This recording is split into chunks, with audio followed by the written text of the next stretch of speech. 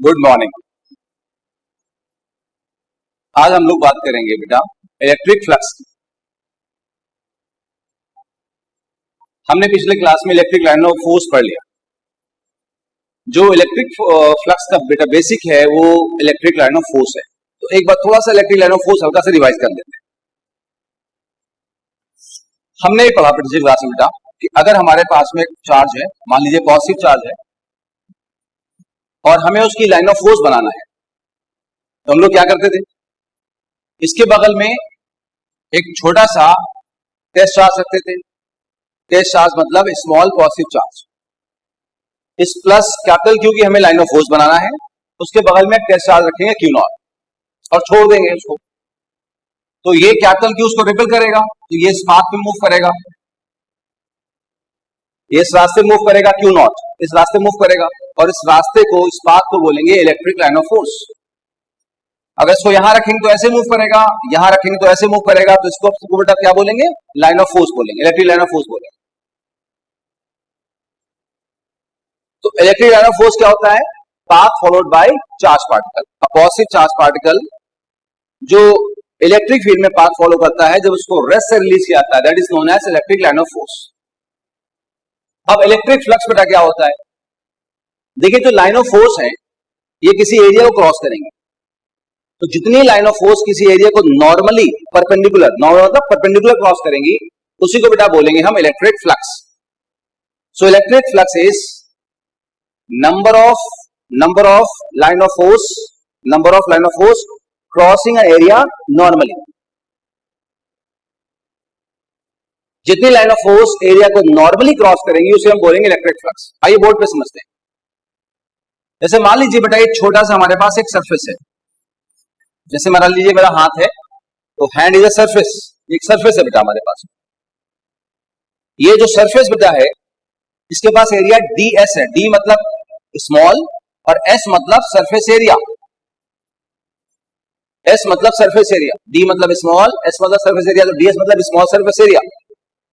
हमें vector define करेंगे ds vector, जिसे हम कहेंगे एरिया वेक्टर। एरिया वेक्टर एक ऐसा वेक्टर होगा जो इस सरफेस के डायरेक्शन के परपेंडिकुलर होगा। आपने 11th क्लास में वेक्टर में बेटा भी पढ़ा था उसको, कि एरिया वेक्टर का जो डायरेक्शन होता है वो सरफेस के परपेंडिकुलर होता है। तो मैंने कहा एक छोटा सा सरफेस है, सपोज मेरा हाथ जैसा एक सरफेस है यहाँ पे, जो हमने ऐसे बना रखा है पीछे, इसका एरिया ds है और एरिया वेक्टर ds वेक्टर, और ds वेक्टर हमेशा सरफेस के साथ में परपेंडिकुलर होगा। ये सरफेस, ये एरिया वेक्टर। ना यहाँ पे एक इलेक्ट्रिक फील्ड E है बेटा, जो एंगल थीटा पे है। थीटा सर किसके बीच का एंगल है, बिटवीन, आप देख रहे हैं E vector and ds vector. तो थीटा ध्यान रखें बेटा कि E वेक्टर और ds वेक्टर एरिया वेक्टर के बीच का एंगल। अब देखिए इस इलेक्ट्रिक फील्ड के बेटा दो कंपोनेंट होंगे। हमको पता है थीटा के साइड कंपोनेंट क्या होता है, E cos थीटा।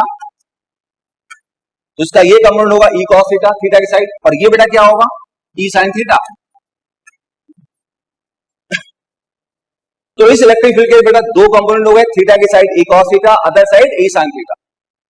आगे ध्यान लगा बेटा, आप देख सकते हैं अगर ये सरफेस है तो E cos थीटा इसे क्रॉस कर रहा है, इसे क्रॉस कर रहा है, क्रॉस करके जा रहा है, ऐसे ऐसे या ऐसे मान लो, और E sin थीटा इसके पैरेलल जा रहा है। तो एरिया को क्रॉस कौन बेटा कर रहा है, E cos थीटा। जो क्रॉस करेगा वो फ्लक्स देगा, जो क्रॉस नहीं करेगा, ये क्रॉस नहीं कर रहा है, E sin थीटा क्रॉस नहीं कर रहा है, ये फ्लक्स नहीं देगा। फ्लक्स वो देगा जो क्रॉस कर रहा है। तो मान लेते हैं सरफेस से फ्लक्स बेटा कितना है, d फाई, d मतलब स्मॉल और फाई मतलब फ्लक्स। तो वो कितना बेटा होगा, E cos theta electric field का वो कंपोनेंट जो क्रॉस कर रहा है, और ds, d मतलब s मतलब स्मॉल एरिया। अगर ये छोटी सरफेस किसी बड़े सरफेस का पार्ट है, तो उस पूरी बड़ी सरफेस से बेटा फ्लक्स कैसे निकालेंगे, इन सारे छोटे फ्लक्स को जोड़कर।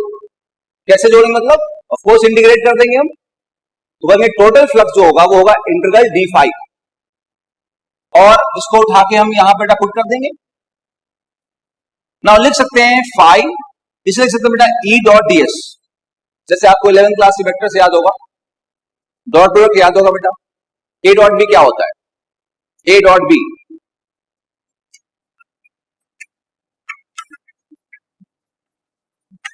ए बी कॉस थीटा, आप याद करें। तो उसी तरीके से ई डॉट डीएस कितना बेटा होगा, ई डीएस कॉस थीटा। तो बेटा फ्लक्स हो गया इंटीग्रल ई डॉट डीएस।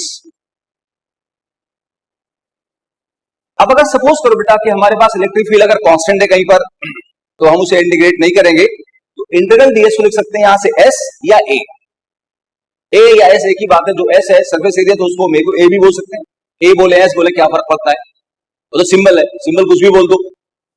तो यहां पर बेटा आप देख सकते हैं phi equal to E vector dot A vector. तो ये फॉर्मूला बेटा तब लगाएंगे हम लोग जब इलेक्ट्रिक फील्ड वेरिएबल होगी, और ये फॉर्मूला बेटा तब लगाएंगे जब इलेक्ट्रिक फील्ड कांस्टेंट होगी। ऑफ कोर्स हमें इंटीग्रेट करने से होती है, इंटीग्रेट कब करेंगे, जब इलेक्ट्रिक फील्ड वेरिएबल है, और अगर कांस्टेंट फील्ड है तो हम सिर्फ इसको लगा लेंगे। अच्छा, फ्लक्स अगर थोड़ा सा समझ में कम आया है तो उसको थोड़ा मजाक के मोड में समझ सकते हैं। हम सबने अपने घरों में झाड़ू देखी है, बहुत तरह की झाड़ू होती है। तो आप सबने वो नारियल वाली झाड़ू देखी होगी जिसमें सीकें होती हैं, तो ये सीख झाड़ू भी कहते हैं उसे लोग जो है। तो मान लीजिए मेरी एक फिंगर, हर एक फिंगर एक सीख की तरह है, तो झाड़ू में सीखें होती हैं, उसको हम बांध देते हैं किसी वायर से। तो वायर जो बेटा हमारे पास है, जो बेटा वायर हमारे पास है यहाँ, वो एक एरिया है, उससे झाड़ू की सीखें पास कर रही है। तो जो झाड़ू की सीखें पास कर रही है उसको क्या बोलेंगे, झाड़ू फ्लक्स। तो सेम उसी तरह से इलेक्ट्रिक फ्लक्स एरिया है, उससे लाइन ऑफ फोर्स पास कर रही है, तो जो लाइन ऑफ फोर्स है वो देगा हमें इलेक्ट्रिक फ्लक्स। अब ध्यान दो बेटा कि हमने सोचिए कंपैरेटिव, यहां पे झाड़ू की सीख को लाइन ऑफ फोर्स माना, इलेक्ट्रिक लाइन ऑफ फोर्स माना।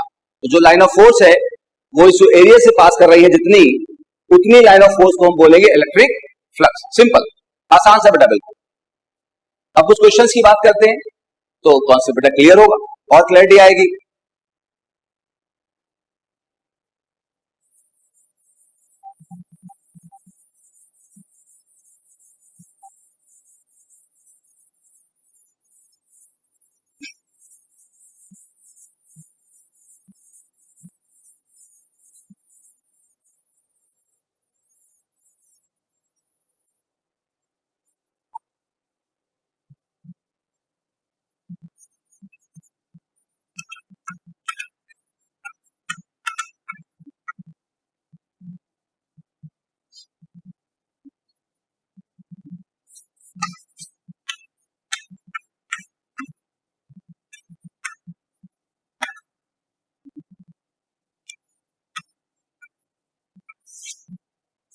बेटा क्वेश्चन हमारे पास ये है कि electric field E equal to 4 newton पर कूलम्ब है,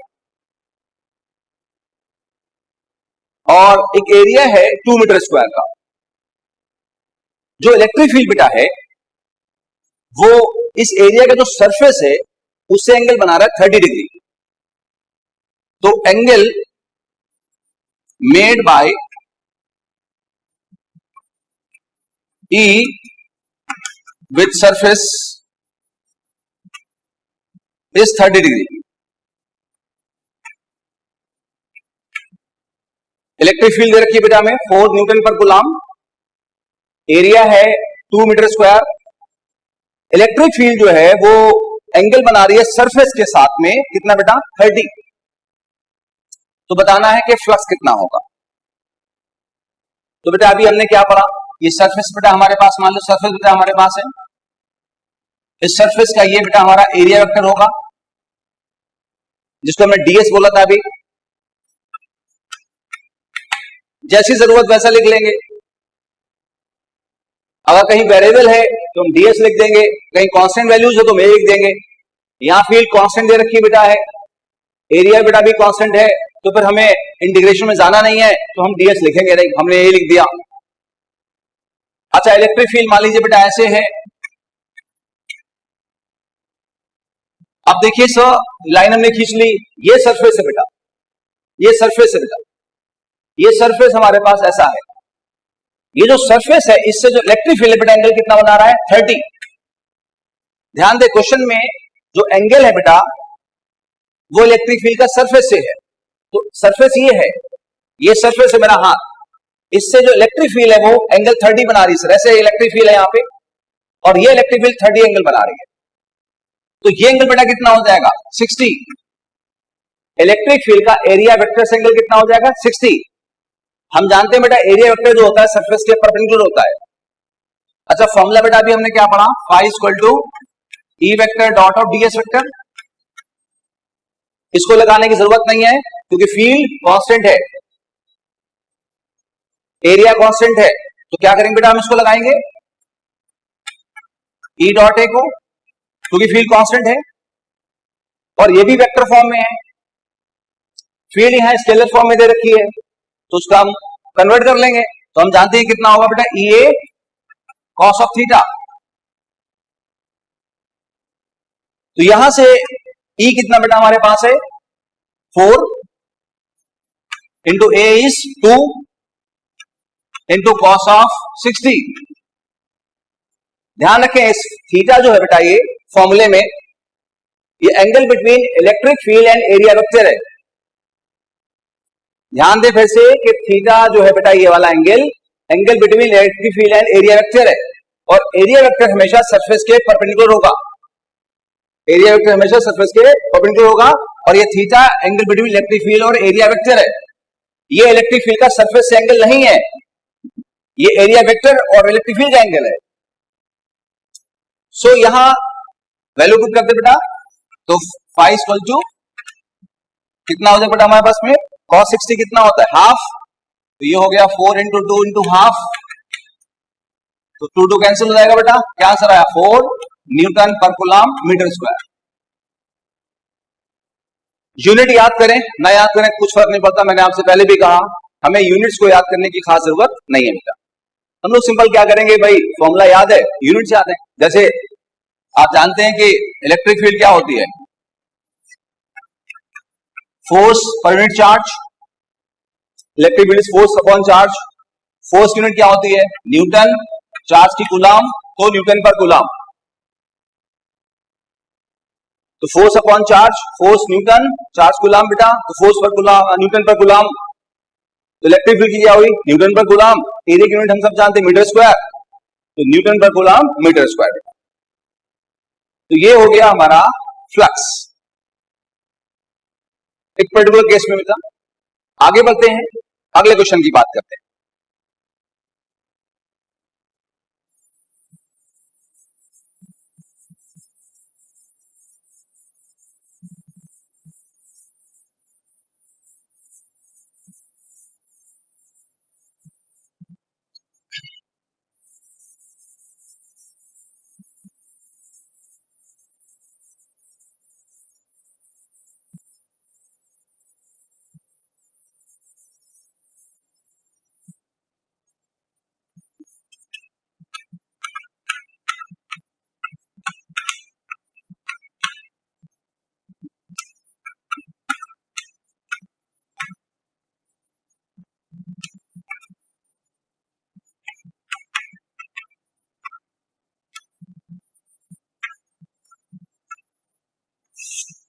ना बेटा क्वेश्चन ये है हमारे पास में कि इलेक्ट्रिक फील्ड बेटा हमें दे रखा है 4i cap plus 3j cap, 4i cap plus 3j cap बेटा, और कह रहा है कि एरिया है यहां पे 4 मीटर स्क्वायर।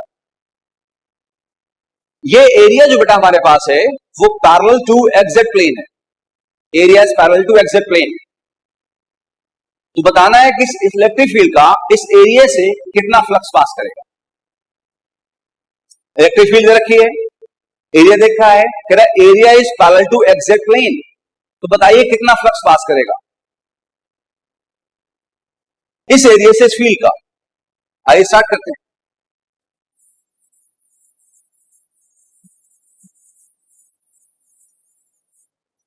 देखिए बेटा यहां पे कि हमारे पास में जो इलेक्ट्रिक फील्ड है वो वेक्टर फॉर्म में है और वो कांस्टेंट है भाई, 4 3 नंबर्स हैं। प्योर नंबर बेटा कैसे होते हैं कांस्टेंट, आई जे कैप भी कांस्टेंट होते हैं, तो इलेक्ट्रिक फील्ड बेटा कैसी है कांस्टेंट। एरिया भी कांस्टेंट दे रखा है तो हमें इंटीग्रेट करने की जरूरत नहीं है, सिंपल फॉर्मूले से काम चलेगा। अब इलेक्ट्रिक फील्ड बेटा वेक्टर फॉर्म में है तो हम एरिया को भी वेक्टर फॉर्म में पहले लेके आते हैं। कैसे लाएंगे, आइए देखिए बोर्ड पे।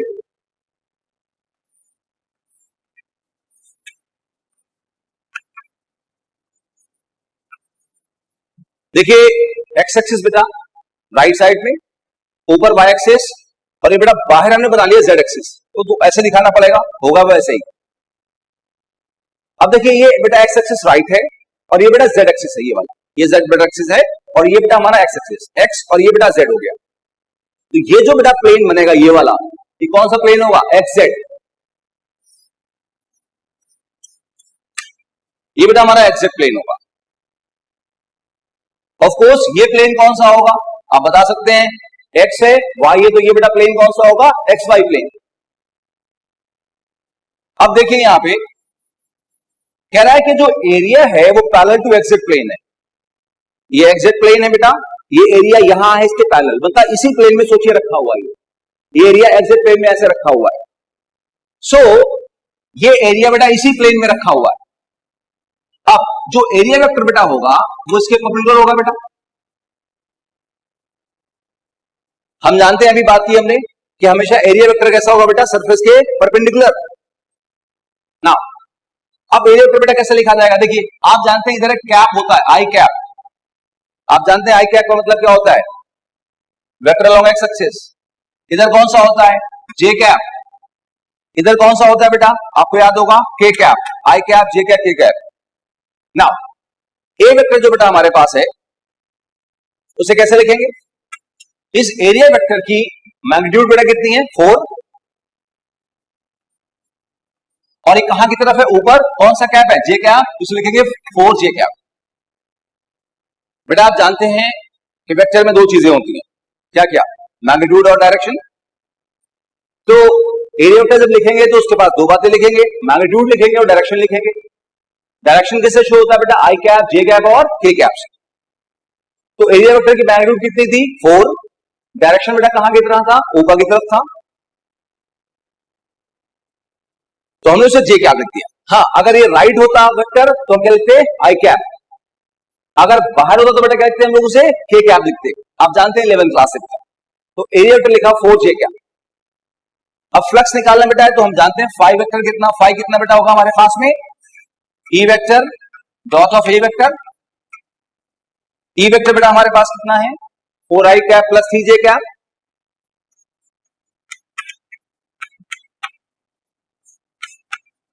Dot of 4j cap. Now 11th class से बेटा याद होगा आपको डॉट प्रोडक्ट लेना। आपको याद होगा कि आई कैप का जब जे कैप से डॉट प्रोडक्ट लेते हैं तो 0 होता है, के से भी 0 होता है, और आई डॉट आई 1 होता है। I dot I 1, I dot J 0, I dot के 0। ऐसे ही जे का J dot I 0, J dot J 1 and J dot के 0, मतलब किसी भी आई जे के यूनिट वेक्टर का डॉट प्रोडक्ट अपने से 1 होता है और पड़ोसी मतलब जे और के से या वाई से वर्सा हमेशा 0 होता है बेटा। तो जब आई डॉट जे करेंगे तो बेटा कितना हो जाएगा, 0, और जब जे डॉट जे करेंगे बेटा तो कितना हो जाएगा, 1, और ये कोफिशिएंट्स कहते हैं, कोफिशिएंट्स ये मल्टीप्लाई हो जाएंगे। तो 3 4 का कितना हो बेटा, 12, और क्या यूनिट थी बेटा, न्यूटन मीटर स्क्वायर पर कूलम। तो ये हो गया बेटा फाइनल हमारा रिजल्ट। फ्लक्स आ गया इस पर्टिकुलर केस में। क्वेश्चन आसान वाले बेटा है, आज का जो बेटा क्लास है उसमें हम फ्लक्स के बेटा सारे बेसिक क्वेश्चंस लेंगे, और जो नेक्स्ट क्लास लेंगे बेटा उसमें फ्लक्स के थोड़े से कुछ अच्छे क्वेश्चंस लेंगे बेटा हम लोग। तो अभी सारे क्वेश्चन सिर्फ बेसिक्स आसान वाले बेटा क्वेश्चंस हैं। आगे बढ़ते बेटा है, ये बेटा हमने फ्लक्स की बात कर ली, कुछ क्वेश्चंस की। अब एक बेसिक फंडामेंटल पे बेटा आइए, देखिए हम एक बात जानते हैं कि चार्ज प्रोड्यूसेस इलेक्ट्रिक फील्ड और इलेक्ट्रिक फोर्स। चार्ज प्रोड्यूस करता है इलेक्ट्रिक फील्ड या इलेक्ट्रिक फोर्स। तो रीजन ऑफ इलेक्ट्रिक फील्ड और electric force is charge. Electric field की लाइन ऑफ फोर्स होती है, हम जानते हैं बेटा है, और आज हमने पढ़ा कि इलेक्ट्रिक लाइन ऑफ फोर्स जो क्रॉस करती है नॉर्मली, उसी को बेटा हम क्या बोलते हैं? फ्लक्स। तो अगर आप ध्यान लगाएं तो एक सीक्वेंस बेटा बनती हुई दिख रही होगी। क्या सीक्वेंस बनती दिख रही है? कि चार्ज से ही इलेक्ट्रिक फील्ड, इलेक्ट्रिक फोर्स होता है, उनसे ही लाइन ऑफ फोर्स होती है, line of force he flux होता है। तो फ्लक्स का बेटा बेसिक रीजन बेटा कौन है? चार्ज। अभी जो क्वेश्चन बेटा हमने सॉल्व किए उसमें हमने इलेक्ट्रिक फील्ड की मदद से, हेल्प से हमने बेटा फ्लक्स निकाला है। अब देखते हैं बेटा वो पार्ट जिसमें हम चार्ज के थ्रू फ्लक्स की बात करें।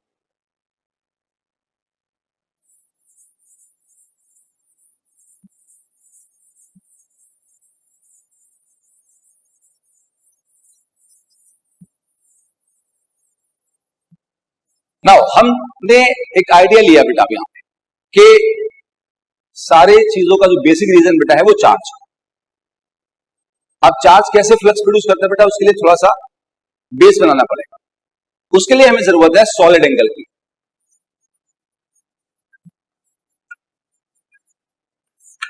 तो पहले बेटा पढ़ते हैं हम सॉलिड एंगल, फिर हम लौट के फिर से बेटा फ्लक्स पे आएंगे, क्योंकि फ्लक्स का बेटा एक पार्ट जो है वो सॉलिड एंगल से ज्यादा अच्छा समझ में आता है। देखिए जैसे आपने प्लेन एंगल बेटा पढ़ा हुआ है, आप एक लाइन लें, उसको ज्वाइन कर दें। आपको याद होगा इसे आर्क कहते हैं, आर्क, ARC, आर्क कहते हैं। ये रेडियस होता है, ये थीटा। तो थीटा कितना होता है? L/R। ये आप बहुत पहले से पढ़ते हैं। Arc, radius, theta is L/R। इसे कहते हैं प्लेन एंगल। ये बेटा हमारा प्लेन एंगल है। हमने एक लाइन ली, आर्क ली, एंगल बनाया, उसे प्लेन एंगल कहते हैं। अगर इसकी बजाय हम एक सरफेस लेंगे ऐसे,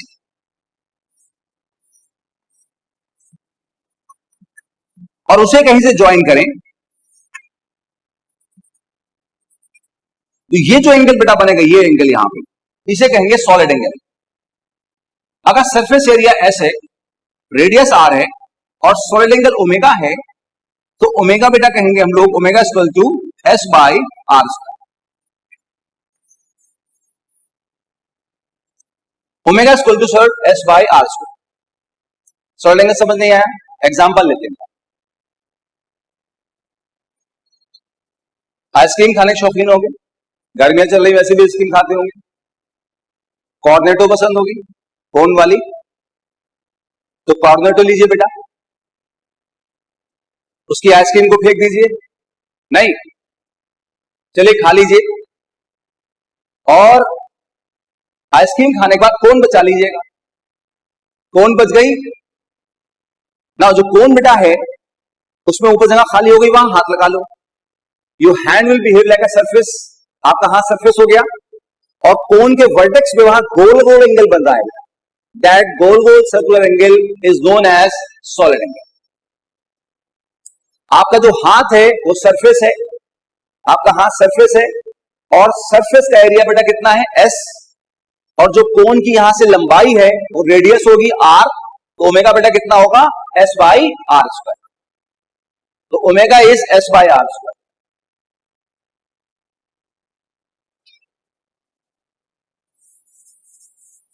ना यहां पर बेटा एक छोटा सा पॉइंट देखिए कि जैसे कि अगर सरफेस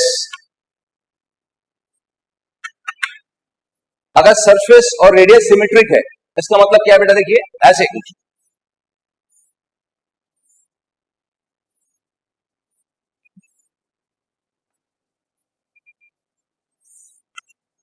ये रेडियस है बेटा, ये भी रेडियस है, ये भी रेडियस है, ये रेडियस वेक्टर कहते हैं बेटा। ये मेरा हाथ सरफेस है, ऐसे इसको आपको सरफेस दिख रहा है, लेकिन यहां से आपको एक लाइन दिखाई देगा बेटा। ये ऐसे सरफेस है, लेकिन यहां से बेटा एक लाइन दिखाई देगा। तो ये एक लाइन दिखाई दे रहा है, ये बेटा लाइन है ये सरफेस, और ये सिमेट्रिक है। सिमेट्रिक मतलब समझिए, अभी कुछ देर पहले बेटा हमने एरिया वेक्टर की बात की थी। तो ये सरफेस अगर है तो बेटा एरिया वेक्टर ऐसे होगा, ये ऐसे ऐसे, तो ये बेटा एरिया वेक्टर हुआ, एस वेक्टर कह दो, डीएस वेक्टर कह दो, और ये बेटा हमारा रेडियस वेक्टर हुआ। दोनों सेम लाइन में है, एक साथ हैं, उस केस में सर यही फॉर्मूला होगा, omega equal to S by R square. लेकिन अगर एसिमेट्रिक है, आइए समझते हैं।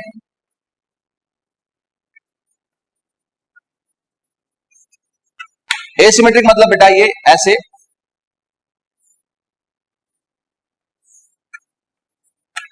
ये रेडियस वेक्टर बेटा सीधे है, मान लीजिए ऐसे सीधे, लेकिन सरफेस मैंने थोड़ा तिरछी कर दी, ऐसे स्लांट कर दी, तो इसका एरिया वेक्टर बेटा ऐसे होगा, और ये एंगल मान लीजिए बेटा कितना है, थीटा। तो इस केस में बेटा ओमेगा होगा S cos theta by R square. ये देखिए आर वेक्टर बेटा हम इसे कैपिटल आर भी लिख सकते हैं, doesn't matter small are capital R, यहां भी इसे ऐसे कर सकते हैं, तो उससे कोई फर्क नहीं पड़ता। रेडियस वेक्टर दिखाएंगे आर स्मॉल लें कैपिटल लें, डजंट मैटर, एक ही बात है। तो ओमेगा हुआ S cos theta by R square, where theta is angle between S vector and R. Solid angle का बस बेटा हमें एक बेसिक आइडिया चाहिए, हल्का फुल्का सा, डेरिवेशनल पॉइंट ऑफ व्यू नहीं चाहिए हमें, वो हमारे कोर्स में नहीं है, और बस बेसिक आइडिया चाहिए। अब सॉलिड एंगल पे हमने देखा बेटा कि अगर एक सरफेस है, कितना एंगल बनाएगी बेटा, S cos theta by R square, S surface area, R radius, theta है इनके बीच का एंगल। ना ये सरफेस बेटा हमारी ओपन है, मतलब हम इसको यहां से भी देख सकते हैं और बेटा यहां भी देख सकते हैं, तो ये सरफेस बेटा हमारी ओपन है। अच्छा अगर हम बेटा बात करें मान लीजिए एक स्फीयर की, हॉलो स्फीयर की बात करें, तो हॉलो स्फीयर भी एक सरफेस है, लेकिन वो क्लोज है। अगर हम बाहर हैं तो बाहर से देख सकते हैं, और उसके अंदर है तो फिर से अंदर से देख सकते हैं बेटा है, तो वो हमारे लिए क्लोज सरफेस है। तो हमने देखा कि अगर एक क्लोज हमारे पास में एक ये ओपन सरफेस है, तो सॉलिड एंगल का फॉर्मूला क्या होगा। अगर मान लीजिए क्लोज सरफेस है तो सॉलिड एंगल कितना होगा, आइए देखते हैं बोर्ड पे।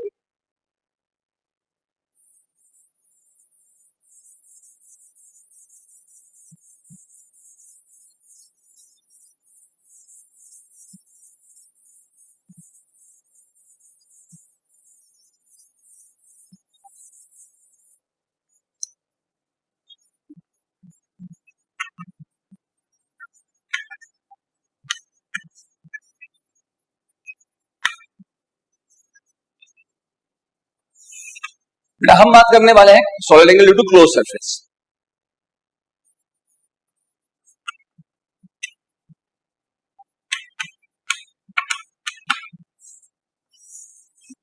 इसमें बेटा दो स्पेशल केस होंगे बेटा, इंटरनल पॉइंट और एक्सटर्नल पॉइंट। जैसे हमारे पास बेटा ये स्फीयर है बेटा, एक सरफेस है बेटा, स्फेरिकल सरफेस बेटा हमारे पास। अब जिस पॉइंट पे सॉलिड एंगल निकालना है वो पॉइंट हम यहां भी ले सकते हैं और यहां ले सकते हैं। यहां लेंगे तो कहां लेंगे हम, अंदर लेंगे, और यहां लेंगे तो बेटा कहां लेंगे हम, बाहर लेंगे। तो दो पॉसिबिलिटी हुई, इंटरनल पॉइंट पे और एक्सटर्नल पॉइंट पे। तो सॉलिड एंगल बेटा क्लोज सरफेस का हम दो पॉइंट पे निकालेंगे, इंटरनल पे और एक्सटर्नल पे। चलो इंटरनल की बात करते बेटा। हमने क्या किया, एक बेटा स्फीयर लिया और यहां पर रेडियस बेटा कितना माना, आर माना। ओमेगा बेटा कितना हमारा हो जाएगा, S by R square, simple terms में एस बाय आर स्क्वायर। यहां पर हमने एस बाय आर स्क्वायर लिया, एस बेटा कितना होता है 4 पाई आर स्क्वायर। आप सबको याद होगा कि स्फीयर का सरफेस एरिया कितना होता है 4 pi r square upon r square. तो ये आर स्क्वायर कैंसिल हुआ बेटा, ओमेगा कितना बचेगा यहां से बेटा 4 पाई। नाउ अब यहां से बेटा एक चीज आप रट लीजिए, इसका डेरिवेशनल पॉइंट ऑफ व्यू बेटा हमारे लेवल की काफी बाहर है, तो इस बात को मैं कहूंगा रट लीजिए कि जैसे क्लोज सरफेस है, स्फीयर है, एक क्यूब लें वो भी क्लोज सरफेस है, सिलेंडर को भी हम अगर करें तो वो भी क्लोज सरफेस हो जाएगा, कोई भी क्लोज सरफेस है, या कुछ इस तरह का भी है टेढ़ा बेड़ा इर्रेगुलर, तो उसके किसी भी अंदर वाले पॉइंट पे यहां कहीं जो सॉलिड एंगल होगा वो हमेशा 4 पाई होगा। तो किसी भी क्लोज सरफेस के अंदर वाले किसी भी पॉइंट पे जो सॉलिड एंगल होगा वो हमेशा बेटा 4 पाई होगा। ये बात मेमोराइज कर लीजिए।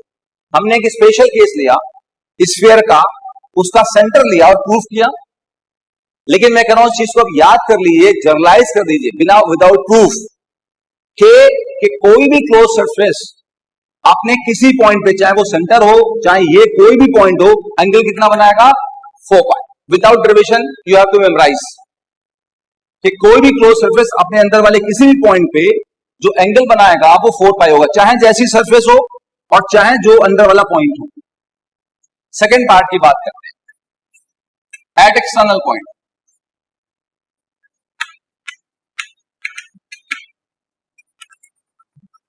अगर हमारे पास में एक सोचिए स्फीयर की आउटलाइन है और हमें यहां पे सॉलिड एंगल निकालना है, ये पॉइंट बेटा कौन सा है, एक्सटर्नल। तो हम लोग क्या करेंगे बेटा, यहां पे सोचिए कि पहले हम एक स्फीयर का छोटा सा पार्ट लेते हैं, मेरे हाथ जैसा, ऐसे निकाल लिया, स्फीयर से काट के निकाल लिया, स्फीयर था और उस स्फीयर से, ये बड़ा स्फीयर था बेटा, ऐसे एक पार्ट कट करके निकाल दिया, आपको लाइन दिख रही है, आप इसको यहां ज्वाइन करिए स्फीयर के बाहर वाले पॉइंट पे, यहां गोल गोल एंगल बेटा बना, एक सर्कुलर एंगल बेटा बना, ओमेगा सॉलिड एंगल।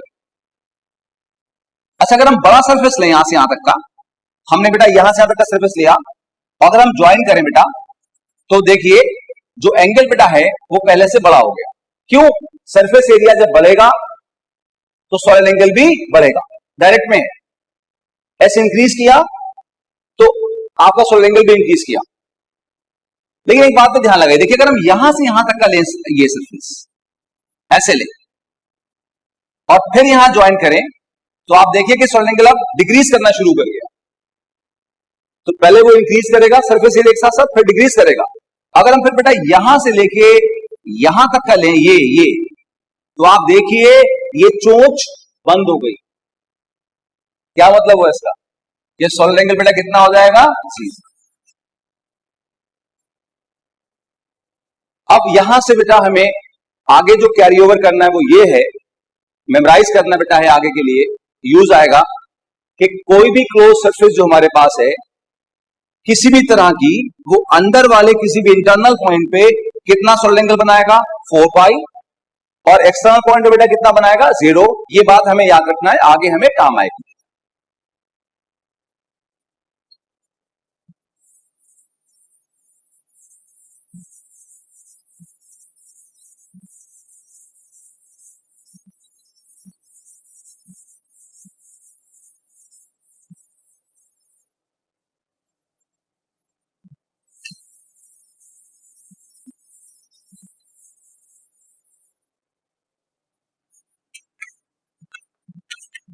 ना बेटा फिर से हम लौट के आते हैं फ्लक्स पे, जहां हम थे। बीच में हमने सॉलिड एंगल को बेटा पढ़ा क्योंकि हमें फ्लक्स को फर्दर पढ़ने के लिए उसकी जरूरत थी। तो हम बेटा बात करने वाले हैं फ्लक्स थ्रू क्लोज सरफेस।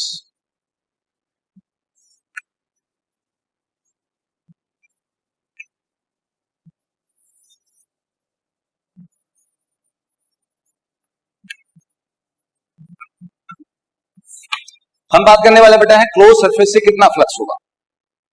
पहले तो बेटा जो क्वेश्चन थे उसमें छोटा सा सरफेस था ऐसा, इधर से भी खुला इधर से खुला, अगला क्वेश्चन भी ऐसे किया था, वो एक ओपन सरफेस था, वो हमने क्वेश्चन कर लिया।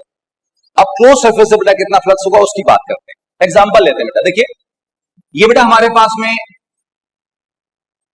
एक स्फीयर है, सपोज यहां एक चार्ज क्यू रखा हुआ है, रेडियस आर का स्फीयर बेटा है और हमें फ्लक्स निकालना है। तो हम कहेंगे फाई का बेटा फॉर्मूला क्या होता है, आपको याद करो बेटा, ई वेक्टर डॉट ए वेक्टर, या आप इसे ई vector dot of S vector बोल सकते हैं, उससे कोई फर्क नहीं पड़ता कि एरिया को आपने ए बोला या एस बोला, बस ये पता कि सरफेस एरिया है बेटा यहां पे। अच्छा, इसे लिख सकते हैं E S cos of theta, A dot B वाला formula, A dot B is A B cos theta.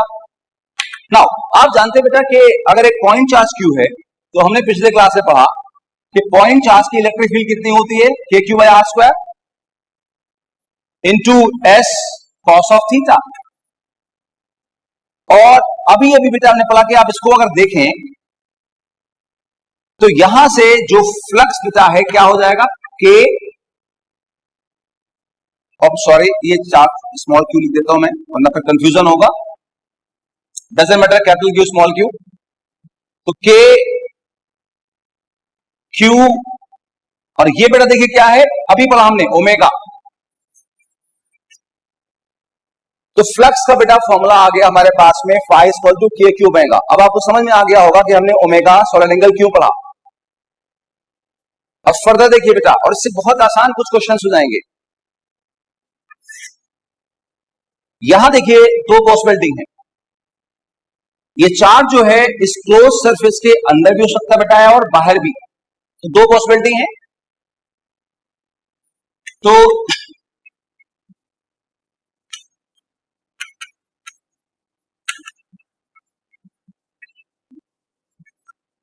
अगर चार्ज इंटरनल बेटा है, ये चार्ज यहां अंदर रखा बेटा है बेसिकली, तो फाई कितना होगा बेटा, के क्यू में का बेटा फॉर्मूला हमारा है, तो phi I, I for internal, K आपको याद होगा 1/4 pi epsilon naught, 1/4 epsilon naught बेटा। क्यू तो क्यू रहेगा।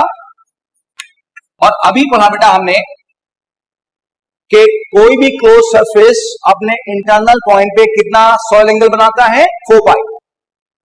अभी हमने देखा जस्ट बेटा कुछ देर पहले, तो 4 पाई कैंसिल होगा, तो यहां से फाई आई बेटा हमें कितना मिला, क्यू बाय एप्सिलॉन नॉट।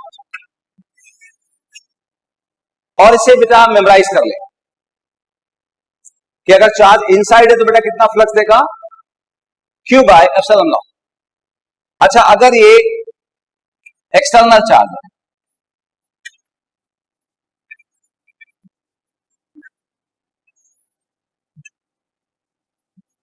अगर चार्ज आउटसाइड है बेटा, तो सेम बेटा फॉर्मूला लगाएंगे।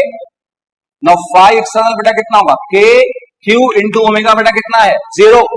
अभी पढ़ा बेटा हमने कि अगर चार्ज बाहर होता है तो सॉलिड एंगल कितना होता है, 0।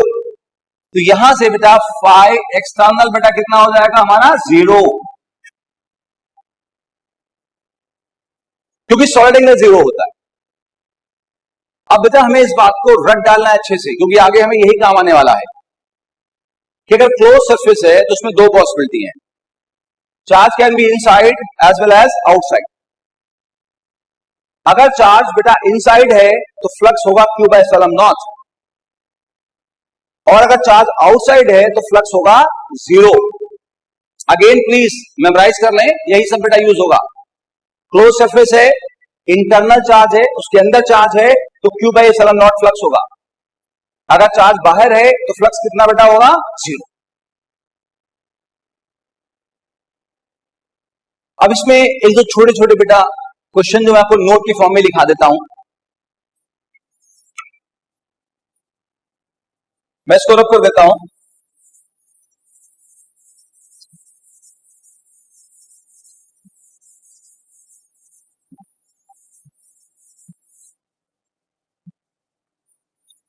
देखिए नोट पे पहला पॉइंट समझिए बेटा कि जैसे ये चार्ज यहां पर है, अगर यहां की बजाय यहां होता तो फ्लक्स बढ़ जाता घट जाता, सेम रहता। आप समझ रहे हैं इस बात को, क्यों, क्योंकि चाहे यहां हो यहां कहीं भी बेटा हो हमारे पास में, हर एक केस में मैंने आपको बताया था सॉलिड एंगल कितना बेटा होता है, 4 पाई होता है। ये मेमोराइज करने वाली बात ही मैंने आपसे कही थी। अगर सॉलिड एंगल 4 पाई है तो फ्लक्स कितना होगा, क्यू बाय एप्सिलॉन नॉट। क्या समझ में आया कि ये चार्ज चाहे जहां हो, चाहे जो इंटरनल पोजीशन हो, flux Q by epsilon not रहेगा। मतलब flux does not depend on internal position of charge, वो इतना ही रहेगा। दूसरा पॉइंट बेटा ये है कि अगर हमने ये सरफेस लिया, इसकी बजाय हम बड़ा सरफेस ले लें, तो क्या फ्लक्स बढ़ जाएगा या कम हो जाएगा? आप जानते हैं सेम रहेगा। क्यों? क्योंकि फ्लक्स जो बेटा यहां है वो किस पे डिपेंड कर रहा है, सिर्फ चार्ज पे, वो एरिया पे डिपेंड नहीं कर रहा है। तो हमने यहां पे दो बातें सीख ली कि अगर इंटरनल चार्ज है तो फ्लक्स जो है एक तो इंटरनल पोजीशन पे,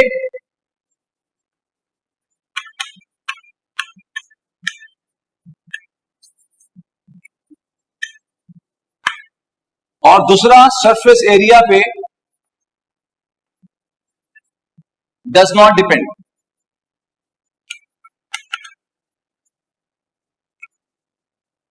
तो फ्लक्स इंटरनल चार्ज का जो है, flux due to internal charge does not depend on its internal position and surface area. आइए सेकेंड पार्ट नोट में लिखते हैं। जैसे बेटा एक पॉजिटिव चार्ज क्यू है, आपको याद है हम इसकी बेटा लाइन ऑफ फोर्स कैसे बनाते थे? इसके बगल में टेस्ट चार्ज रखेंगे, वो इस पाथ पे मूव करेगा, जो पाथ होगा उसी को क्या बोलेंगे? Line of force. यहां रखेंगे test charge, of course Q naught मान लीजिए, यहां रखेंगे सर इसको तो ये ऐसे मूव करेगा, यहां रखेंगे ऐसे मूव करेगा बेटा, तो इस सबको क्या बोलेंगे बेटा? हम लाइन ऑफ फोर्स बोलेंगे। अच्छा, अगर निगेटिव चार्ज बेटा हमारे पास है, तो निगेटिव चार्ज हमने रखा, अब इसकी लाइन ऑफ फोर्स बनाएंगे। कैसे? इसके बगल में टेस्ट चार्ज रखे, टेस्ट चार्ज हमेशा बेटा कैसा होगा? पॉजिटिव। तो हम यहां रखेंगे सपोज, तो टेस्ट चार्ज ऐसे आएगा इसके पास में, यहां रखेंगे तो सर ऐसे आएगा, यहां रखेंगे तो सर ऐसे आएगा। तो ये लाइन ऑफ फोर्स हो गई निगेटिव चार्ज की। अब यहां पे लाइन ऑफ फोर्स बेटा कैसी है? आउटगोइंग। यहां कैसी है? इनकमिंग।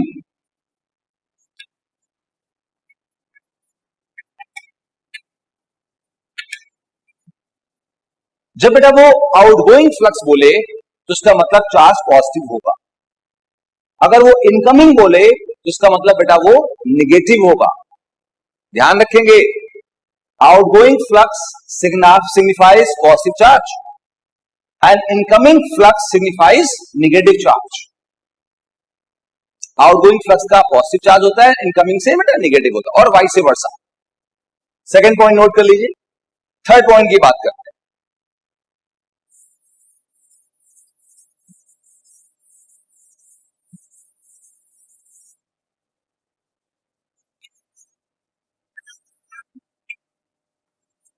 देखिए हमने देखा कि अगर चार्ज आउटसाइड है तो फ्लक्स कितना बेटा है? जीरो है। क्यों? हम इसे ऐसे समझ सकते हैं, जैसे बेटा पॉजिटिव चार्ज यहां रखा हुआ है, इसकी लाइन ऑफ फोर्स बना है, कैसी लाइन ऑफ बेटा फोर्स होगी? ऐसी लाइन ऑफ फोर्स होगी,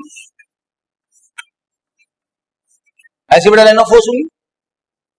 अब इस स्फीयर को देखो बेटा, जो इस चार्ज की लाइन ऑफ फोर्स यहां आ रही है, आप देख सकते हैं जितनी वो इनकमिंग है उतनी ही क्या है? आउटगोइंग। यहां इनकमिंग, यहां आउटगोइंग, तो जितना इनकमिंग फ्लक्स है उतना ही आउटगोइंग फ्लक्स है, तो नेट कितना बेटा हुआ? जीरो। तो हम यहां यह समझ सकते हैं कि ऐसे केस में जब चार्ज बाहर होता है तो फ्लक्स जीरो क्यों होता है? क्योंकि फ्लक्स होता है number of line of force, यहां जितनी लाइन ऑफ फोर्स इनकमिंग है उतनी ही आउटगोइंग। आप यहां देखिए, अगर चार्ज इनसाइड है तो फ्लक्स कितना बेटा होता है? हम जानते हैं क्यू बाय एप्सिलॉन नॉट। क्यों? क्योंकि हम सोचेंगे यहां फ्लक्स आउटगोइंग है, यहां फ्लक्स इनकमिंग है। फ्लक्स सिर्फ आउटगोइंग होगा या फ्लक्स सिर्फ इनकमिंग होगा तो फ्लक्स प्रेजेंट होगा, लेकिन अगर flux incoming plus outgoing equal amount में होगा तो नेट फ्लक्स बेटा हमेशा जीरो होगा। हम ऐसे भी थोड़ा मजाक में कह सकते हैं, देखिए यहां लाइन ऑफ फोर्स सरफेस को कट कर रही है बेटा, एक बार, चाहे जो लाइन ऑफ फोर्स लो एक बार कट कर रही है। यहां देखिए जो लाइन ऑफ फोर्स अंदर आ रही है ये भी एक बार कट कर रही है, कोई भी एक लाइन ऑफ फोर्स एक बार ही कट कर रही है, ये वाली भी एक बार कट कर रही है, ये वाली भी कट कर रही है। अगर लाइन ऑफ फोर्स एक बार कट करेगी तो फ्लक्स प्रेजेंट होगा। यहां देखिए ये जो लाइन ऑफ फोर्स हो रही है, एक बार इसने यहां कट किया, एक बार बेटा इसने यहां कट किया, कितने बार बेटा कट किया? दो बार। अगर दो बार कट करेगा मतलब फ्लक्स बेटा विल बी जीरो। तो हम ऐसे भी देख सकते हैं कि हम कहीं फ्लक्स देखना है, लाइन ऑफ फोर्स बना लें, अगर लाइन ऑफ फोर्स बेटा एक बार कट करेगी तो फ्लक्स प्रेजेंट होगा, और अगर दो बार कट करेगी तो फ्लक्स जीरो होगा। यहां नॉन जीरो प्रेजेंट होगा और यहां जीरो होगा, कुछ प्रेजेंट नहीं होगा। तो आगे बेटा क्वेश्चन है, पहले एक बार हम रिकॉल कर लेते हैं, हमने अभी क्या पढ़ा?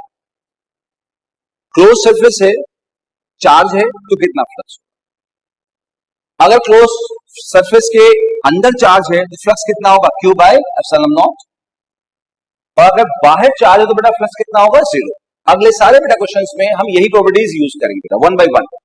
आइए देखते हैं बेटा वन बाय वन बात करते हैं।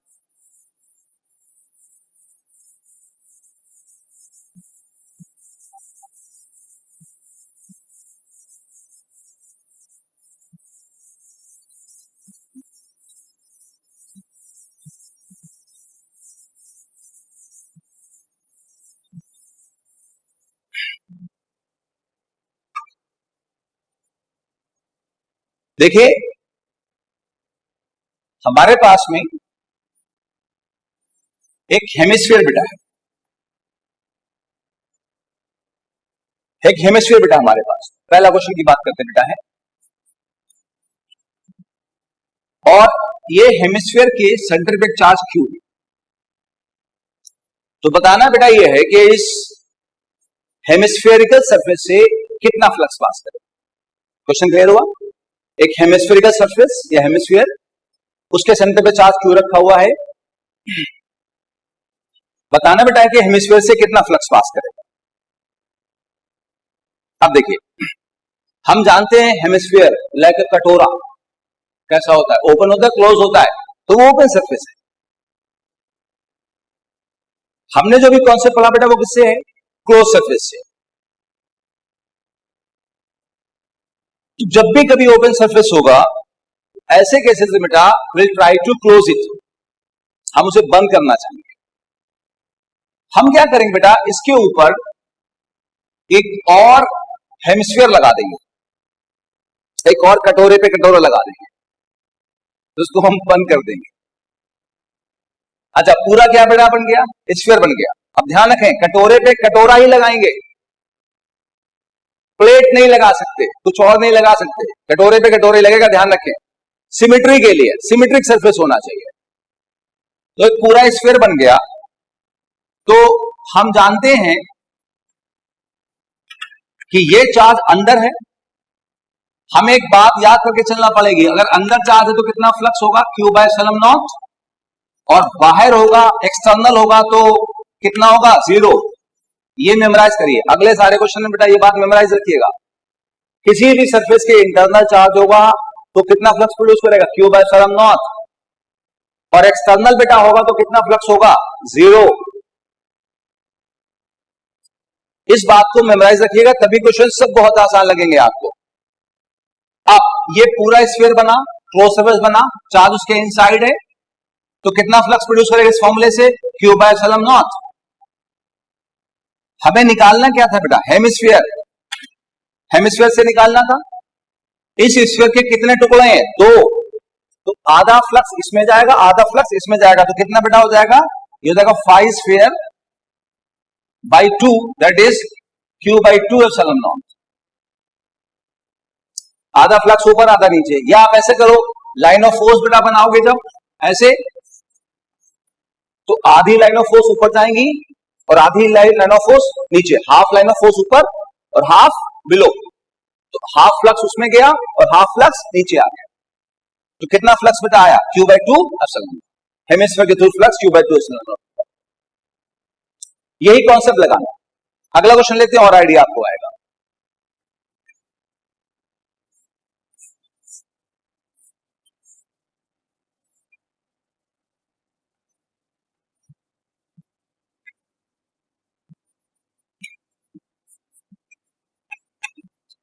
हमारे पास एक प्लेट है बेटा, स्क्वायर प्लेट ऐसे रखी हुई है, साइड लेते हैं स्क्वायर प्लेट ऐसे और ऐसे रखी हुई है, इसके सेंटर से a/2 पर एक चार्ज Q रखा हुआ है। बताना है कि इस प्लेट से कितना फ्लक्स पास करेगा, find the flux through the plate. Now आप देख सकते हैं प्लेट बेटा हमारे पास में कैसा है, ओपन, आप यहां से देख सकते हैं और यहां से। ये फॉर्मूले किसके लिए बेटा है, क्लोज सरफेस के लिए। नहीं लिख सकते, will try to close it, और ध्यान रखिए कि हमेशा सिमेट्री लगेगी।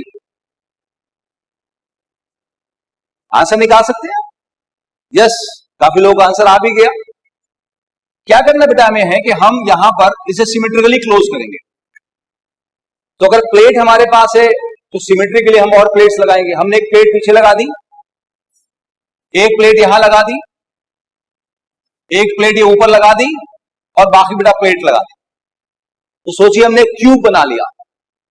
जैसे रूम के अंदर बैठे हो तो सोचिए आप जिस रूम में बैठे हैं उसका जो सरफेस है फ्लोर, वो फ्लोर बेटा आपका पहला प्लेट था। फिर आपने सामने वाली दीवार लगा दी, फिर छत लगा दी, फिर उस तरफ की दीवार लगा दी, इधर की दीवार लगा दी, पीछे दीवार लगा दी। तो कितनी दीवारें से टोटल हो गई? 6, नीचे ऊपर और 4 इस तरफ बेटा, तो टोटल 6 हो गई। अब देखिए एक क्लोज सरफेस बन गया, चार्ज उसके सेंटर पे आ गया, इनसाइड आ गया, इस वाले कॉन्सेप्ट लगेगा। तो फाई जो क्यूब है बेटा वो कितना होगा? Cube by epsilon not, direct formula, कुछ नहीं करना।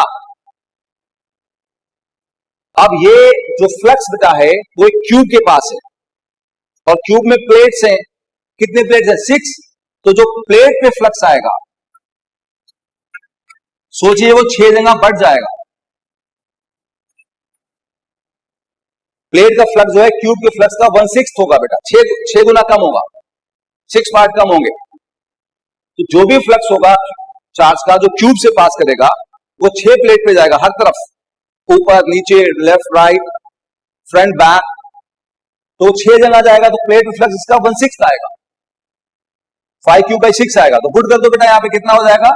Cube by 6 epsilon not. तो बिल्कुल आसान बेटा है। आप ध्यान दीजिए जब भी कोई इस तरह का बेटा क्वेश्चन होगा ओपन सरफेस का, try to close it symmetry बना के, और सिमेट्रिकली बना के जब क्लोज करेंगे तो फिर बहुत आसानी से आंसर आएगा। अगले क्वेश्चन और देखते हैं और आइडिया आपको आएगा।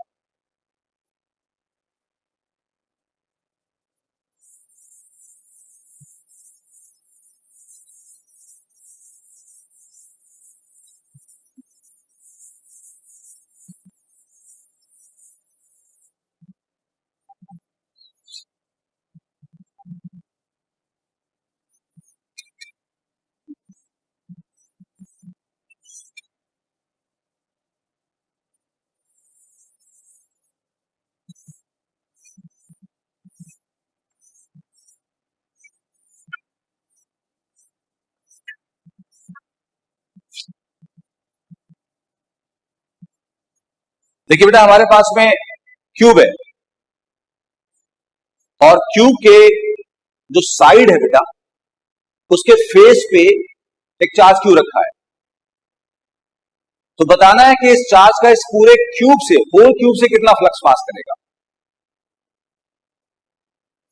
जैसे आप एक रूम में बैठे हो, ये रूम है सपोज बेटा, आप जिस रूम में बैठे हो उस रूम के सपोज इस दीवार में एक बॉल फंसी हुई है, यहां सरफेस पे बीच में बॉल फंसा दी, बॉल इज द चार्ज। तो इस पूरे रूम से कितना फ्लक्स पास करेगा। अब देखिए ये जो रूम है क्यूब है वो क्लोज है ओपन है? आप सही कह रहे हो, क्लोज है। लेकिन बेटा हमें चार्ज के पॉइंट ऑफ व्यू से सोचना पड़ेगा। सोचिए इस दीवार में अगर एक बॉल फंसी होती तो वो रूम के अंदर भी देख पाती और रूम के बाहर भी देख पाती। तो उस बॉल के लिए जो रूम है वो ओपन है क्योंकि वो दोनों तरफ देख पा रही है। सो जब इसके लिए ओपन हुआ तो फॉर्मूला लगने वाला नहीं है, will try to close it. कैसे? सिमेट्री बना के हम एक क्यूब यहां बेटा और लगाएंगे ऐसे। हमने बेटा क्यूब और लगा दिया और उसके बाद में क्यूबॉइड बन गया, सिमेट्रिक, चार्ज बीच में आ गया। तो हमें पता है कि चार्ज अगर अंदर है तो फ्लक्स कितना देगा? Q by epsilon not. Flux देगा क्यू बाय एप्सिलॉन नॉट। अब इस क्यूबॉइड में दो बेटा क्यूब है तो 5 क्यूब कितना बेटा होगा हमारे पास में? 5 क्यूबॉइड बाई 2। जो फ्लक्स बेटा इसका है वो दो जगह डिवाइड होगा। क्यूबॉइड का जो फ्लक्स है दो क्यूब में डिवाइड होगा तो कितना बेटा आंसर होगा? Q by 2 epsilon naught।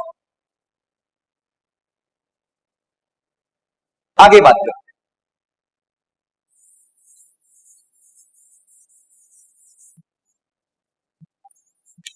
हमारे पास बेटा ये क्यूब है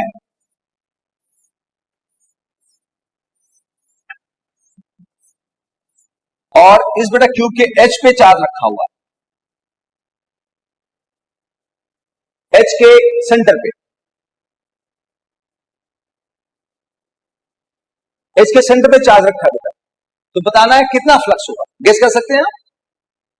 गुड, बढ़िया गेस किया आपने। आइए देखते हैं हमारे साथ। इस के लिए, इस चार्ज के लिए this cube is open.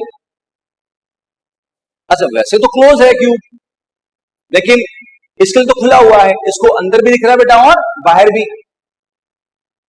You try to close it. कैसे? हम एक क्यूब लगाएंगे यहां ऐसे,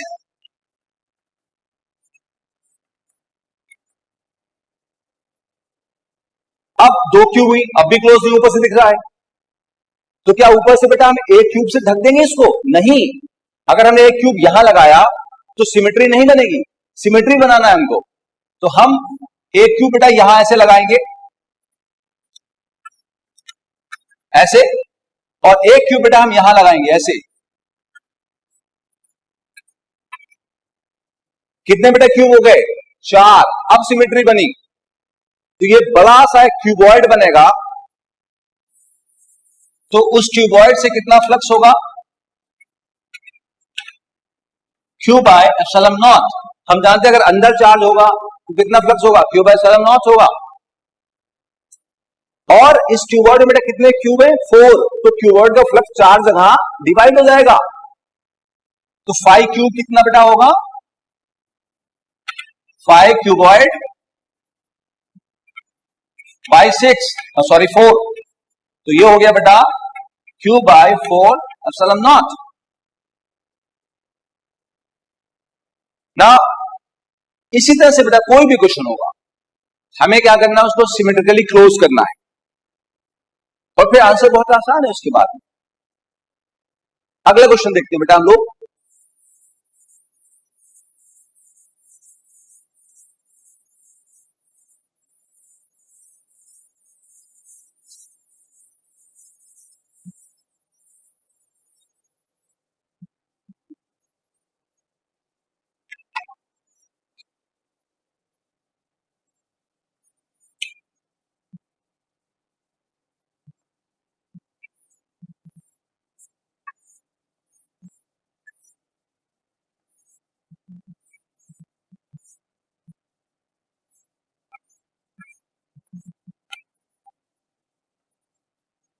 हमारे पास बेटा एक क्यूब है और क्यूब के कॉर्नर पे चार्ज रखा हुआ है। तो बताना बेटा ये है कि इस चार्ज का इस क्यूब से कितना फ्लक्स पास करेगा।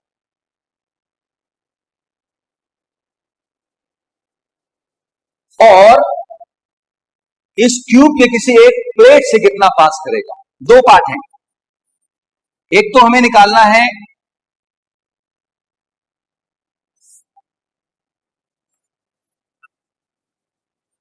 कि क्यूब से, फुल क्यूब से कितना फ्लक्स पास करेगा, और दूसरा निकालना है सिंगल अपोजिट फेस से कितना निकालना है, ऐसे कितना होगा। एक तो पूरे क्यूब से निकालना है, और दूसरा बेटा एक फेस। हम जानते हैं क्यूब में 6 फेसेस होते हैं। ये रूम है, एक फेस, 2, 3, 4, 5, 6 आप जानते हैं। अपोजिट का मतलब क्या हुआ? ये चार्ज यहां रखा हुआ है, ये वाला जो फेस है, ये वाला, ये इस क्यूब के चार्ज के साथ है, इससे नहीं, ये वाला, ये अपोजिट फेस, ये नीचे वाला या ये सामने वाला, इससे कितना होगा। आइए शुरू करते हैं। आप देख रहे हैं क्यूब तो हमारे लिए बेटा ओपन है, सॉरी क्लोज है, सॉरी क्लोज है। देखिए बेटा मुझसे बीच बीच में गलती होती रहती है, ऐसा कोई भी इंसान आप नहीं ला पाओगे जिससे गलती नहीं होती।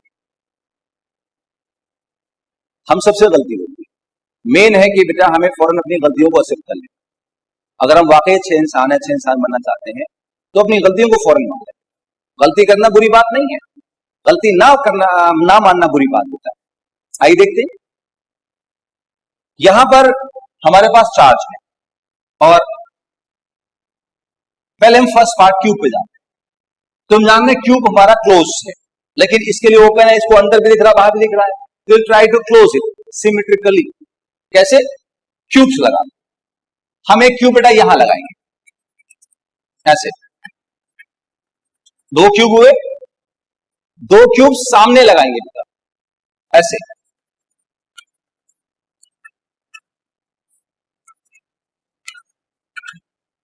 और एक और यहां ऐसे बेटा लगाएंगे हम लोग। कितने क्यूब हो गए? 4। आप घर में प्रैक्टिकली भी सोच सकते हैं इस बात को, कोई भी बॉक्स लेके आप 4 बॉक्स रख दें साइड बाय साइड। जैसे एक मेरा हाथ, एक बॉक्स, एक बॉक्स, एक बॉक्स यहां, एक बॉक्स यहां बेटा, 4 बॉक्स रख दे और बीच में चार रख दे। सोचिए अभी भी चार्ज कैसा बेटा है? ओपन है, तो आप 4 बॉक्सेस ऊपर से रखेंगे। तो आप यहां से ऐसे बेटा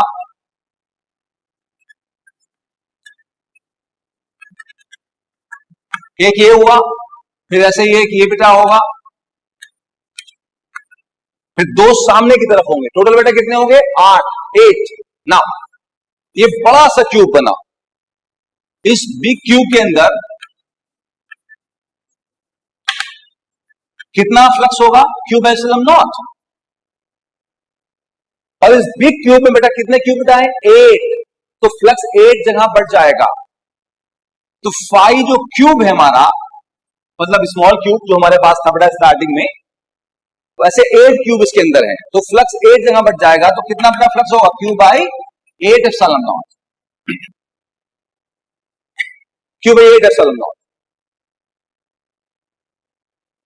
अब यहां पर पहला पार्ट सॉल्व हो गया, हमें सेकंड पार्ट की बात करना, सिंगल अपोजिट फेज से बात करना। तो आइए सर देखते हैं, मैं इसको रब करता हूं, एक क्यूब बनाता हूं। यहां पर ये क्यूब था बेटा, और हमें पता चल गया इस क्यूब से बेटा कितना फ्लक्स है? Cube by 8 epsilon not. ये इस क्यूब से फ्लक्स है। इसमें बेटा कितने फेजेस हैं? 6 फेजेस हैं। एक फेज बेटा ये है, एक फेज बेटा हम जानते हैं ये नीचे वाला है, फिर एक इधर सामने वाला, पीछे वाला, एक ये वाला, एक ये वाला, बेटा 6 फेज है। तो पहला थॉट क्या बेटा होगा? ये जो फ्लक्स है वो 6 जगह बढ़ जाएगा। तो आंसर जो होगा वो होगा 1/6 into Q by 8 epsilon not. 8 6 48। लेकिन ये आंसर नहीं होगा। क्यों नहीं होगा? आइए समझते। आपको याद होगा बेटा, जैसे मैंने कुछ देर पहले जब स्टार्ट किया था तो मैंने कहा था ये सरफेस है, ये एरिया वेक्टर बेटा है ds, याद करें आप। ये इलेक्ट्रिक फील्ड है E, और ये एंगल थीटा है। मैंने कहा इलेक्ट्रिक फील्ड का कंपोनेंट कितना होगा? E cos theta. और ये बेटा क्या होगा? याद करो, E sin थीटा। ये सरफेस ऐसे है, ये E है ऐसे, तो ये E cos थीटा और ये E sin थीटा। बेटा इस सरफेस से कौन क्रॉस कर रहा है? E cos theta. तो फ्लक्स कौन देगा? E cos theta. ये जो इसके पैरेलल है, जो क्रॉस नहीं करेगा वो फ्लक्स नहीं देगा बेटा। हम जानते हैं पहले से फ्लक्स वही देगा इलेक्ट्रिक फील्ड जो इसे पैरेलल नहीं, जो इसे क्रॉस करेगा ऐसे। अब आइए वापस, एक चीज और देखिए, एक चार्ज क्यू है बेटा हमारे पास में, तो उसकी लाइन ऑफ फोर्स ऐसी होती है हर तरफ।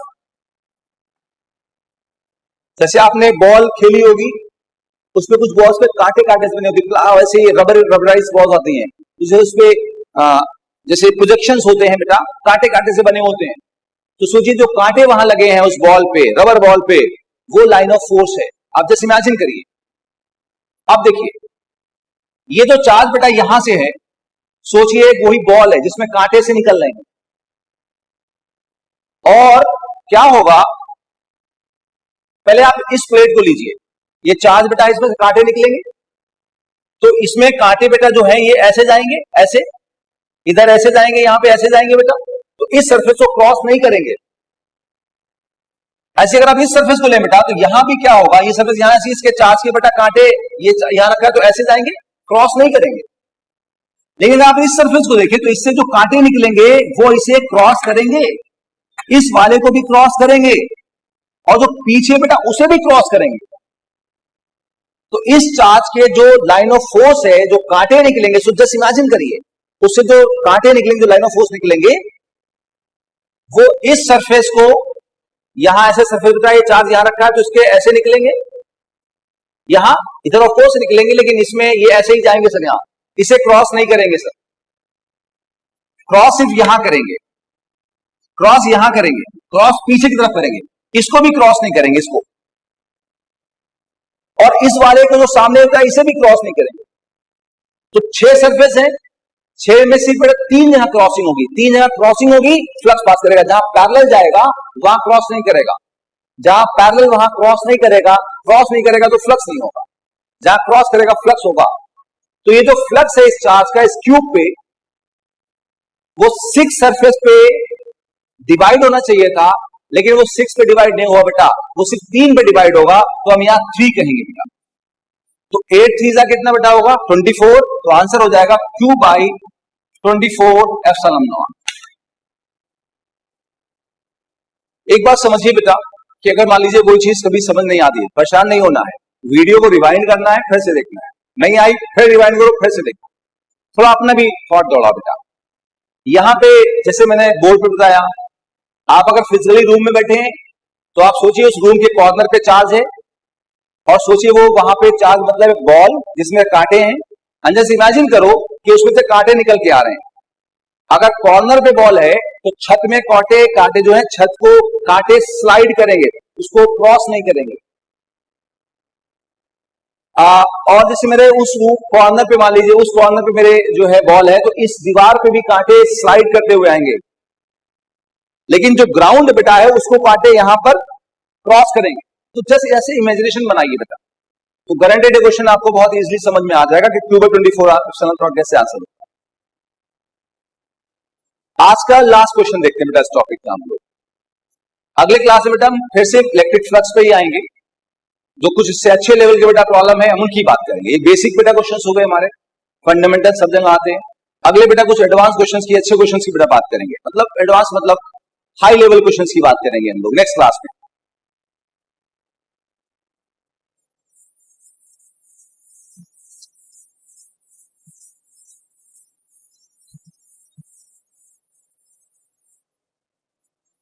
आज का लास्ट क्वेश्चन देखिए बेटा, हमारे पास में चार्ज क्यू है, हम सॉरी क्वेश्चन देखिए, हमारे पास में हम सॉरी एक क्यूब है, और क्यूब का बेटा साइड लेंथ ए है, एक क्यूब है, क्यूब का बेटा साइड लेंथ ए है, एक रॉड है बेटा हमारे पास, रॉड पे लीनियर चार्ज डेंसिटी लैम्डा है, लैम्डा याद करने बेटा बता चुका हूं, charge upon length, linear charge density is charge upon length, ये आपको बता चुका हूं। इस रॉड को इस क्यूब के अंदर रखना है, इस रॉड को क्यूब के अंदर रखना है ऐसे जिससे जो फ्लक्स बेटा वो मैक्सिमम हो जाए, इसको इसके अंदर रखना है जिससे फ्लक्स बेटा कैसा हो जाए, मैक्सिमम हो जाए। तो उस मैक्सिमम फ्लक्स की वैल्यू कितनी होगी बेटा, क्वेश्चन क्लियर हुआ? एक क्यूब साइड लेंथ ए, रॉड चार्ज डेंसिटी लैम्डा, उसको रखना है क्यूब के अंदर जिससे फ्लक्स मैक्सिमम हो जाए। आइए शुरू करते हैं। देखिए हम जानते हैं रॉड को जब अंदर रखेंगे हो सकता कुछ पार्ट बाहर हो, कुछ पार्ट अंदर होगा, जो पार्ट अंदर होगा हम जानते हैं बेटा उसका फ्लक्स कितना होगा, Q बाई एप्सिलॉन नॉट, हमें याद है। जो पार्ट बाहर होगा उसका फ्लक्स बेटा कितना होगा, 0। तो हमें कंसंट्रेट करना है जो पार्ट अंदर है, रॉड को रखो के अंदर, अंदर वाले से ही फ्लक्स आएगा, उसकी बात करते हैं। अच्छा, तो फ्लक्स बेटा कितना होगा हमारा, Q बाय एप्सिलॉन नॉट। अब कौन सा चार्ज लेना बेटा हमें, अंदर वाला बाहर वाला? अब जानते हैं अंदर से लेना, तो हमें यार इनसाइड लिख देते हैं, Q इन, इन मतलब इनसाइड। अब हम जानते हैं लैम्डा बेटा कितना होता है, Q बाय L।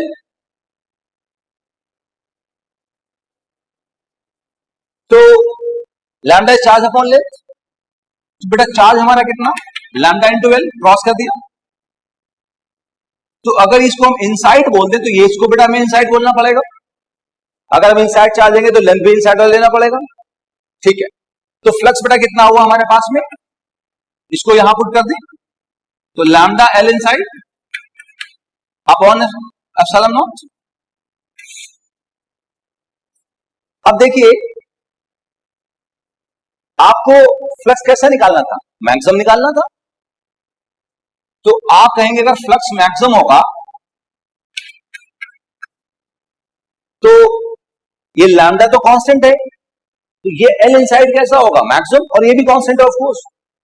तो ये lambda by epsilon not into L inside maximum. तो जो लेंथ इनसाइड है बेटा वो मैक्सिमम होना चाहिए। अब रॉड को कैसे रखें, ऐसे रखें तो मैक्सिमम होगा, आप जानते नहीं, आप अगर ऐसे रखेंगे तो मैक्सिमम होगा। बॉडी डायगोनल आपको बेटा याद होगा, तो अगर हम बॉडी डायगोनल पे रखेंगे तो आपको मैक्सिमम देगा ये। और आपको याद होगा इस बॉडी डायगोनल की लेंथ बेटा कितनी होती है, √3a। जिन बच्चों को याद नहीं है बेटा वो बहुत आसान है, देखिए यहां देखो ये a है और ये भी बेटा a है, तो इसका जो बेस डायगोनल होगा ये वाला बेटा, ये √2a होगा पाइथागोरस से। इसका स्क्वायर प्लस इसका स्क्वायर जोड़ के रूट ले लोगे तो √2a आया बेटा आएगा। ये आप 7th 8th से करते आ रहे बातें। फिर आप इस ट्राइंगल में देखोगे बेटा ये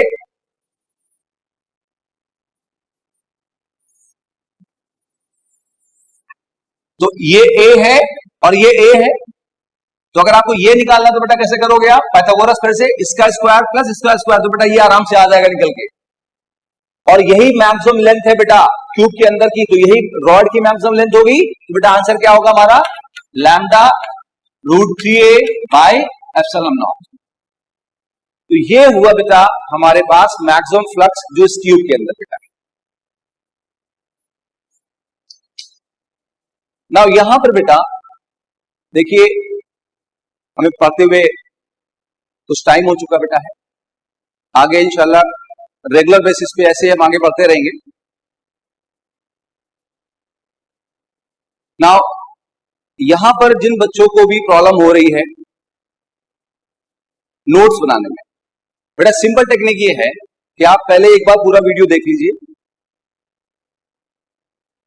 जहां पर समझ में कम आ रहा है वीडियो को रिवाइंड करके देखिए, और जब आपने उसको समझ लिया पूरी तरीके से, वो चाहे वीडियो एक बार में देखें या 2 बार या 3 बार, डजंट मैटर, आपको कब तक रिवाइंड करना है जब तक वो पूरी तरह समझ ना आ जाए। चाहे पूरा वीडियो रिवाइंड करना पड़े 2 बार 3 बार, जस्ट रिवाइंड करें बेटा, ये इसका एडवांटेज है वीडियोस का।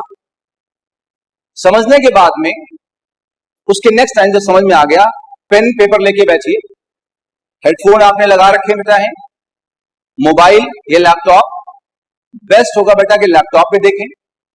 लैपटॉप पे बेटा एचडी क्वालिटी पे देखें, 1080 पिक्सल पे देखें, आपको बेस्ट क्वालिटी बेटा मिलेगी। मोबाइल में भी देखने से पहले क्वालिटी को एडजस्ट कर लिया करें बेटा, पिक्सल को एडजस्ट कर लिया करें। सिंपल होता है, किसी से पूछ लें अगर किसी को नहीं आता है तो। और उसके बाद में पेन अपनी कॉपी लेके बैठना है, और फिर मैं तो सारी बातें बताता हूं, आराम से बेटा नोट्स बनाते जाना है, नोट्स साथ साथ बनाते जाना, ध्यान रखना बेटा। तो मैं फिर से बोल देता हूं कि पहले आपको क्या करना बेटा है कि वीडियो को सुनना है तब तक जब तक वो आपको समझ में ना आ जाए, 1 बार 2 बार 3 बार जितने बार हो बढ़िया से। देन जब समझ में आ गया फिर से हेडफोन लगा लिया आपने, लगे हुए हैं, और पेन कॉपी लेके बैठना है, और सारी चीजें 1 बाय 1 बेटा कॉपी करते जाना बेटा। मेहनत करना पड़ेगी आपको, आगे बढ़ना है तो मेहनत करना पड़ेगी, ध्यान रखें, शॉर्टकट्स नहीं है बेटा कोई भी, लगे रहना है। Good luck. नेक्स्ट बेटा फिर मिलते हैं नेक्स्ट वीडियो में।